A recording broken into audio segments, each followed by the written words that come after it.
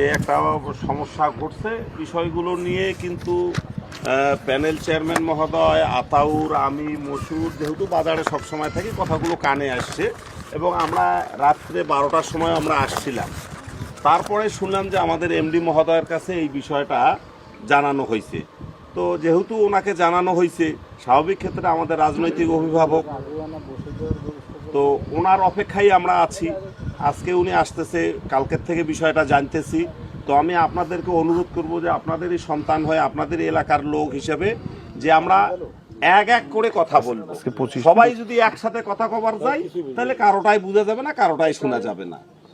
এক এক করে কথা বলবো এবং যারা কি বলে মূলত আর একটা বিষয় হচ্ছে মিথ্যা কথা আমরা যেন না বলি।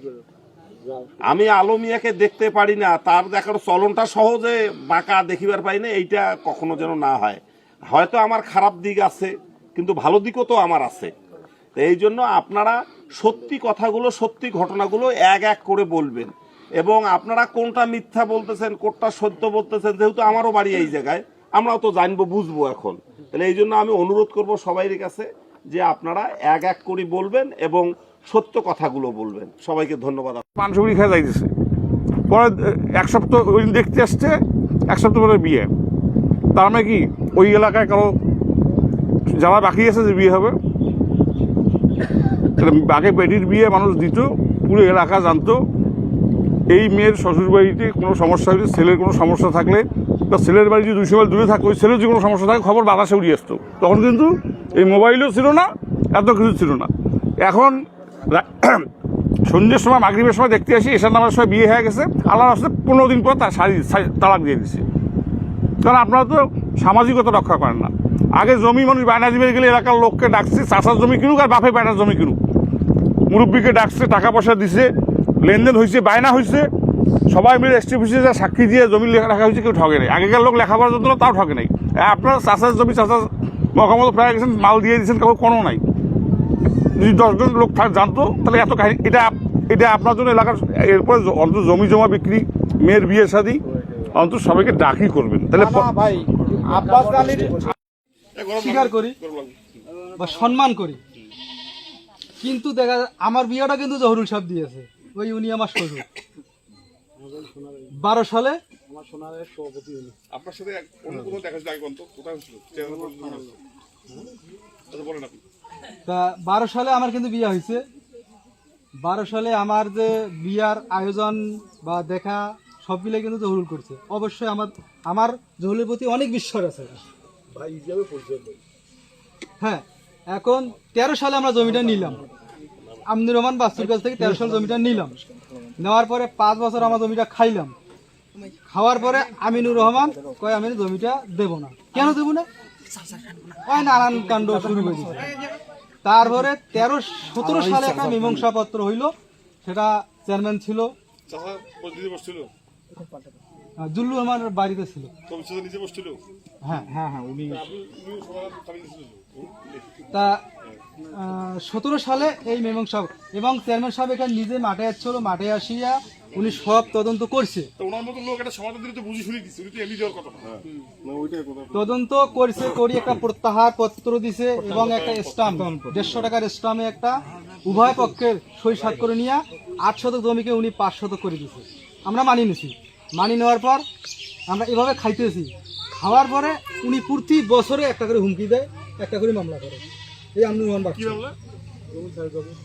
উচ্ছেদ মামলা, সাতধারা মামলা, বিভিন্ন মামলা ধরে।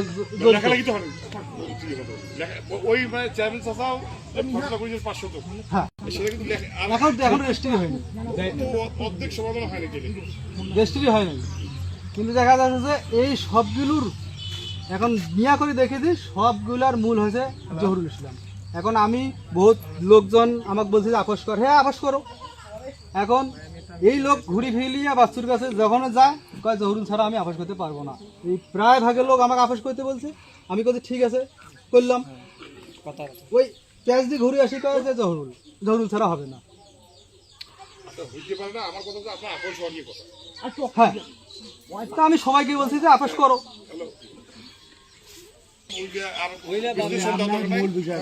মূল কথা হইতেছে যে কি যে জরুরি চাষের কারণে একটা সমাধান হইতেছে এই যে তাড়াতাড়ি বলেন, এখন তো সবাই জানে, আমার নয় এখনই কয়ে লাভ নেই। এখন আর আপনি শুনবেন না? হ্যাঁ, অবশ্যই শুনতে হবে। তা এখন উনি যদি বাচ্চুক করে নিয়ে যায়, উনি আর জুলু মেম্বার, থানা নিয়ে গেল, উনি আর জুলু আপনার মেম্বার। বিরুদ্ধে যে মামলাগুলো দেয় সেটা কি টাইপের মামলা? সেটা হচ্ছে একটা সাদ্দারা মামলা বা হুমকি টুমকি এগুলোর একটু সাজে মামলা দেয়। তো বছর যে 51,000 টাকা নিচ্ছে তো 1,02,000 টাকা খরচের মতো করছে। সর্বশেষ যেটা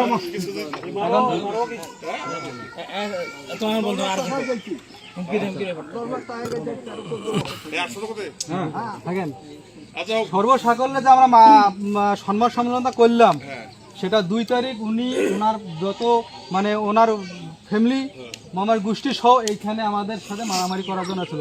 এসআই হাবিব দরকার এখানে তদন্ত আসছিল। 2 তারিখে উনি এখানে মারামারি করার জন্য, ওনার ছেলে, ওনার ভাই, উনি আরও 2-1 ছিল মারামারি করার জন্য। উনি এখানে গামছা খিঁচে এখানে আসছে। তার ভিডিও ফুটেজ আমাদের কাছে এখন আছে। আমার কাছে আছে। হ্যাঁ, আছে আমাদের কাছে। কিন্তু এগুলো করা কি একটা নেতার কাজ? বৈষম্য। এই জন্য আমরা আমাদের কি কথা আছে এই জন্য আমরা ওদের বিরুদ্ধে আমরা সংবাদ সম্মেলন করেছি। এই জন্য আমরা করেছি।